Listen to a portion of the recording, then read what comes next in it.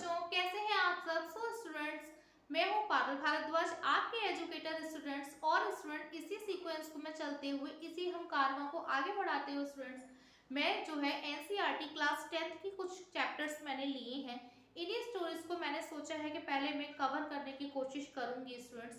और स्टूडेंट्स, इसमें मैंने एक नया मेथड भी अप्लाई किया है आप लोगों के लिए, कि मैंने जो है सोचा कि क्यों ना जो हम बुक में, हम जो बुक को पढ़कर हम जो डालते हैं लाइन बाय लाइन, उससे अच्छा क्यों ना इस स्टोरी को हम इसी तरीके से कवर करें, जहां मैं बोर्ड पर नोट डाउन करते चलूंगी कुछ ऐसे की पॉइंट्स को। तो इससे आपको कोई भी पॉइंट नहीं छूटेगा, क्योंकि मैंने इस स्टोरी को बहुत ही बारीकी से लिया है। इससे आपका कॉन्सेप्ट क्लियर हो जाएगा। तो आप जो इस वीडियो को बहुत ही ध्यान से देखिएगा।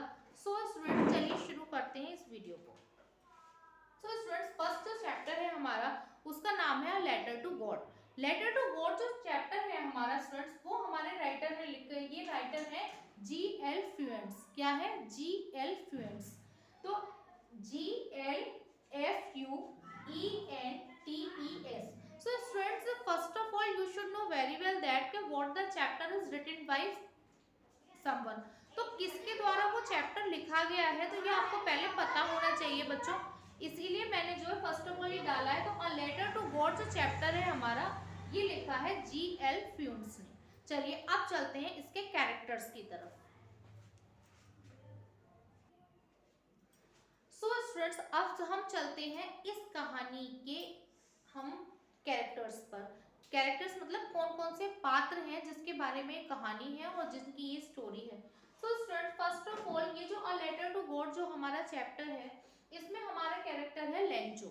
लेंचो जो है इस कहानी का मुख्य हीरो है। और कौन है? वो एक फार्मर है और बहुत ही हार्ड वर्किंग मैन है। वो एक हार्ड वर्किंग फार्मर है। इसके बाद में हमारे कैरेक्टर आते हैं विमेन।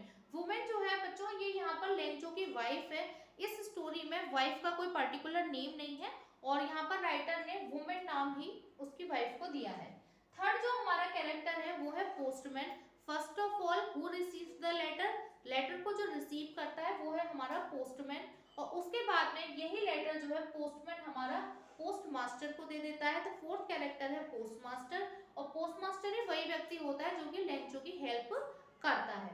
इसके बाद में एक चीज जो इतनी इंपॉर्टेंट कैरेक्टर नहीं है, बट मैंने सोचा कि हाँ पता होना चाहिए कि अगर हम स्टोरी को पढ़ रहे हैं तो उसमें हमारे कितने कौन कौन से कैरेक्टर है। तो यहाँ पर थोड़ा सा हल्का सा स्लाइट वे में स्टोरी में थोड़ा सा मेंशन करने की कोशिश की है राइटर ने, कि जो ओल्डर बॉय है वो क्या कर रहे हैं। Older boy was working in the field, ये तो फील्ड में काम कर रहे हैं। और ये जो स्मॉलर बॉयज है, they are playing near the house, वो घर के पास खेल रहे हैं। तो बस यहाँ पर इनके बारे में इतना ही मेंशन है। और बाद में भी थोड़ा सा मेंशन है कि हाँ वो ओले इकट्ठे जो हेलस्ट्रॉम होते हैं उन्हें इकट्ठा करने आते हैं। बट इनका जो मेंशन यही है कि ये जो ओल्डर बॉय है वो वहां पर जो है काम कर रहे हैं, और जो स्मॉलर जो छोटे लड़के हैं वो खेल रहे होते हैं। तो बच्चों ये हमारे कैरेक्टर है। पहला Lencho, women, second third postman, fourth postmaster, और fifth older boys, and the sixth one is the smaller boys. तो आप इनको अच्छे से नोट डाउन कर लीजिए।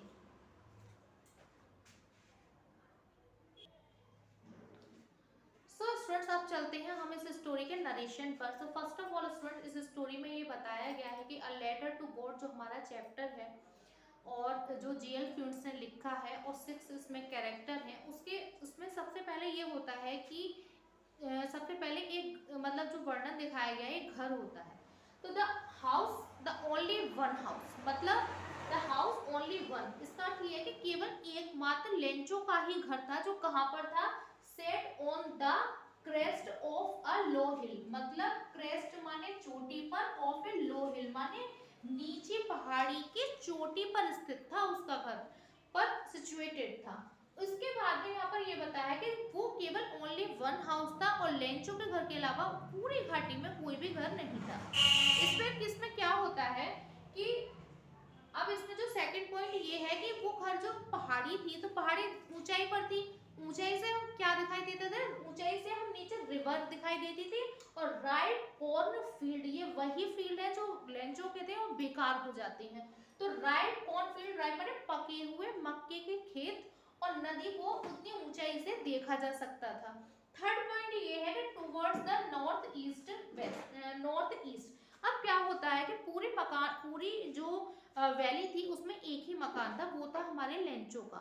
तो अब क्या होता है कि लेंचो जो होता है वो पूरे मतलब उस लेंचो जो है उस समय बहुत परेशान था, वो कुछ नहीं कर रहा था क्योंकि उसके खेत पके हुए थे, कहीं ना कहीं वो खुश तो था लेकिन उसे एक उम्मीद थी, वो थी बारिश की, रेन की। उसे ये था कि अगर रेनफॉल हो जाएगा तो इससे मुझे काफी फायदा हो जाएगा मेरे खेतों को।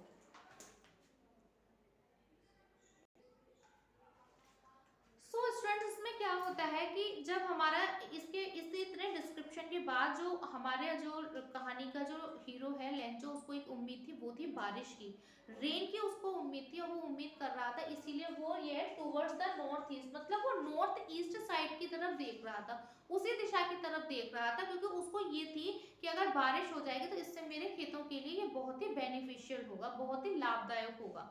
इतने में क्या होता है कि इतने जो उसकी विमेन जो उसकी वाइफ थी वो खाना तैयार कर रही थी, सपर, इसमें बताया गया सपर, सपर मतलब वो लाइट जो लास्ट मील होता है, एक हल्का भोजन कह सकते हैं, अ लाइट मील जो कब तैयार किया जाता है, that is prepared in the end of the day, जो दिन के अंत में तैयार किया जाता है, जैसे हम रात्रि भोजन जो कहते हैं उसको हम सपर कहते हैं, तो वो सपर तैयार कर रही थी। और इसमें जो ओल्डर बॉय है वो क्या कर रहे थे, जो बड़े लड़के हैं, they were working in the field, older boy जो है खेतों में काम कर रहे थे, और जो हमारे स्मॉलर वंस थे, जो स्मॉलर बॉयज थे, वो क्या कर रहे थे, छोटे लड़के क्या कर रहे थे, वो हमारे घर के पास खेल रहे थे। तो इसके इतने में क्या होता है कि जो विमेन होती है, विमेन आवाज लगाती है कि खाना तैयार हो गया है, और जैसे ही वो आवाज लगाती है इतने में बारिश, हवा चलनी शुरू हो जाती है और बारिश शुरू हो जाती है। अब जब बारिश शुरू हो जाती है तो हमारा जो कहानी का पात्र है लेंचो, वो बहुत ही खुश होता है, वो कहता है कि चलो बारिश हो जाएगी और बारिश के बाद कुछ तो मेरे फील्ड्स को फायदा होगा। अब बारिश शुरू हो जाती है, वो जो है वो जो है नए जो रेनड्रॉप्स हैं, तो कुछ बड़ी बूंद होती है, कुछ छोटी बूंद होती है। बड़े बूंदों को वो क्या कहता है, बड़े बूंदों को वो कहता है 10 सेंट्स, और छोटे बूंदों को वो कहता है 5 सेंट्स। छोटी बूंदों को वो कहता है 5 सेंट्स।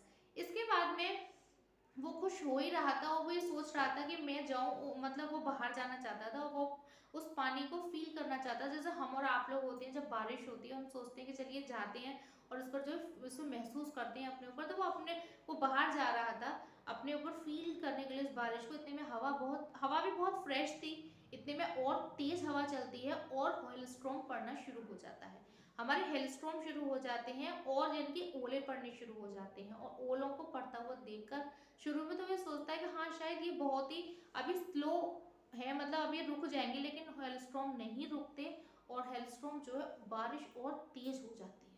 ठीक है,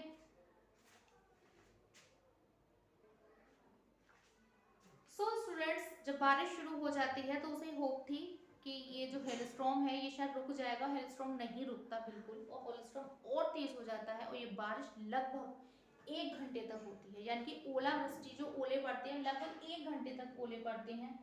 और इन हेलस्टॉर्म को जो वो कहता है न्यू सिल्वर कॉइन्स, क्या कहता है, हेलस्टॉर्म को कहता है new silver coins, new silver coins कहता है, वो सिल्वर क्यों, क्योंकि वो व्हाइट कलर के होते हैं ना, इसीलिए वो कहता है। और यहाँ पर जो की फैक्ट्स आप देखिए कि विमेन ने क्या करा, सपर तैयार कर रही थी, फिर उसके बाद में इतने में रेन ड्रॉप शुरू हो जाती है, तो जो मोटी बूंदें होती हैं उन बड़ी बूंदों को तो वो 10 सेंट्स कहता है, क्या कहता है, 10 सेंट्स कहता है ना, ये क्वेश्चन भी आता है। और स्मॉल रेन ड्रॉप्स को क्या कहता है, स्मॉल रेन ड्रॉप्स को कहता है 5 सेंट्स। ठीक है, तो इस बिग रेन ड्रॉप्स को 10 सेंट्स और इसको स्मॉल रेन ड्रॉप्स को 5 सेंट्स कहता है। और 1 घंटे तक ओलावृष्टि होती है, और इसको वो न्यू सिल्वर कॉइन्स कहता है, और इसको सबको बर्बादी को देखकर वो बहुत परेशान हो जाता है, और परेशान होने के बाद में वो जो पूरा फील्ड जो होता है उसमें जितने भी जो राइप कॉर्न जो पके हुए भुट्टे थे उनमें से फूल सब झड़ जाते हैं, सब गिर जाते हैं, पूरा पूरा खेत बर्बाद हो चुका था। और उसके हमारे जो लेंचो था उसके मुंह से बस एक ही वर्ड निकलता है, वो बस यही कहता है कि मतलब अ प्लेग ऑफ लोकर्स, मतलब टिड्डियों का दल भी हमारे इस खेत को इतना नुकसान नहीं पहुंचा सकता था कि अगर एक टिड्डियों का दल भी हमारे इस खेत में आ जाता तो वो पूरी नहीं खराब कर सकता था फसल, जैसा कि इस हेलस्ट्रॉम ने, इस ओलावृष्टि ने हमारे खेतों को बेकार कर दिया है। तो यहाँ वो इतना परेशान होता है, और जो खेत था इसमें ये बताया गया है कि जो स्टोरी में जो मतलब जो खेत था वो पूरा कवर्ड हो गया था हेलस्टॉर्म से। हेलस्टॉर्म इस तरह से कवर्ड हो गया था, ऐसा लग रहा था मानो साल्ट, जैसे कि साल्ट उस पर फैल गया हो, पूरे खेतों पर साल्ट बिछा दिया गया हो, नमक बिछा दिया गया हो। तो ऐसा इस स्टोरी में बच्चों दिखाया गया है। और उसके बाद में क्या होता है कि 3 वर्ड जो होते हैं, केवल 3 सेंटेंस जो होते हैं वो हमारे लेंचों के मुंह से निकलते हैं, जो मैं यहाँ पर अभी राइट डाउन कर रही हूँ ना, आप इसको अभी नोट डाउन कर लीजिए।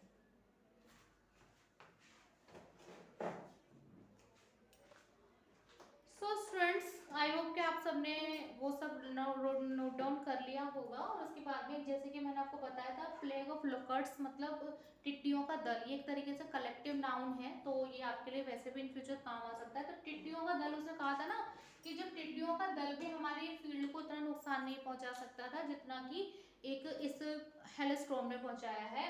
और हेलस्टॉर्म ने पहुंचाया है। उसके बाद में 3 जो सेंटेंस उसके मुंह से निकलते हैं, उसके बाद ये अभी एक तरीके से इंटरवल हो जाता है। और उसके बाद में तो वो ये क्या कहता है, वो कहता है all our work for nothing, मतलब हमारी सारी मेहनत बेकार गई। All our work, our work को आर कहते हैं प्रोनाउंसिएशन में, our all our work for nothing, हमारी सारी मेहनत बेकार गई। And there is no one who can help us, यहाँ ऐसा कोई नहीं है जो हमारी सहायता कर सकता है, क्योंकि वहां पर कोई भी व्यक्ति, कोई घर नहीं था, उसी का एक घर था। And we will all go hungry, ये यहाँ पर जो है साइलेंट में दे दिया है, वी विल है ये, we will all go hungry this year, और इस वर्ष हम भूखे ही रह जाएंगे। ठीक है, तो we will all go hungry, तो हम सब क्या हो जाएंगे, भूखे रह जाएंगे इस वर्ष हम भूखे रहेंगे। 3 वर्ड कहकर यहाँ पर आधी स्टोरी हो जाती है। जैसा कि मैंने आपको बताया था कि अ लेटर टू गॉड हमारा किसने लिखा था, G.L. फ्यूज ने लिखा था। उसके बाद मैंने आपको इसमें 6 कैरेक्टर बताए थे, जो इसमें लेंचो था, सेकंड विमेन थी, थर्ड पोस्टमैन, फोर्थ पोस्टमास्टर, और फिफ्थ हमारा था ओल्डर बॉय, और सिक्स था हमारे स्मॉलर बॉयज। इसके बाद में जब स्टोरी शुरू होती है तो वहां पर एक घर था, उस घर के अलावा उस पहाड़ी पर कोई भी घर नहीं था। कहाँ पर था वो घर, पहली बात तो वो घर ओनली वन हाउस था। उसके बाद में set on the crust of a low hill, नीचे पहाड़ी की चोटी पर था। उस पहाड़ी से क्या दिखाई देता था, रिवर और राइट कॉर्न फील्ड देखे जा सकते थे। उसके बाद में मैंने आपको बताया कि जब हम स्टोरी में आगे चले तो उसमें मैंने आपको बताया कि जो विमेन थी वो सफर तैयार कर रही थी, और जो हमारा लेंचो है, जो कहानी का पात्र है, वो बारिश का वेट कर रहा था।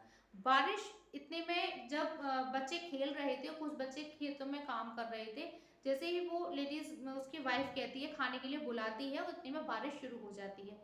जैसे ही हमारा लेंचो बाहर जाता है, बारिश में जाता है, इतने में बारिश शुरू ही हुई थी, तो इतने में बारिश के साथ और तेज बारिश होकर हेलस्टॉर्म पड़ना शुरू हो जाता है।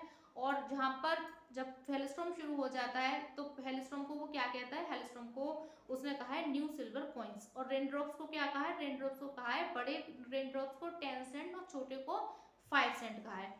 उसके बाद में क्या होता है कि वो बहुत परेशान हो जाता है, और वो कहता है कि एक प्लेग ऑफ लोकर्ट्स यानी कि टिड्डियों का दल भी हमारे खेत को इतना नुकसान नहीं पहुंचा सकता था जितना कि इस हेलस्टॉर्म ने पहुंचाया है। और इसके बाद में फिर वो ये 3 वर्ड बोलता है कि हमारी सारी मेहनत बेकार चली गई है, और उसके बाद यहाँ ऐसा कोई व्यक्ति नहीं है जो हमारी हेल्प कर सकता है, और हम इस वर्ष भूखे ही रहेंगे। इसी के साथ हमारा ये अभी आधे पैराग्राफ्स हुए हैं और आधी स्टोरी है। अब देखते हैं कि हमारा जो लेंचो है वो क्या नया स्टैंड लेगा, वो मैं डालूंगी नई सेकंड वीडियो में। और स्टूडेंट्स, अगर आपको ये नरेशन पसंद आया हो तो प्लीज़, जैसे आपने मुझे पहले सपोर्ट दिया था, तो मुझे वैसे ही सपोर्ट करिए, और एज मच एज पॉसिबल आप इस वीडियो को शेयर करिए ऐसे स्टूडेंट्स तक जिनको इनकी ज़रूरत है, और जो शायद अगर उनको ये वीडियो मिल जाएगी तो उनका कॉन्सेप्ट भी क्लियर हो सकता है। तो इसी के साथ मैं अब सेकंड पार्ट में आपसे मिलती हूँ, और मैं पारुल भारद्वाज इसी के साथ आपसे विदा लेती हूँ। जय हिंद।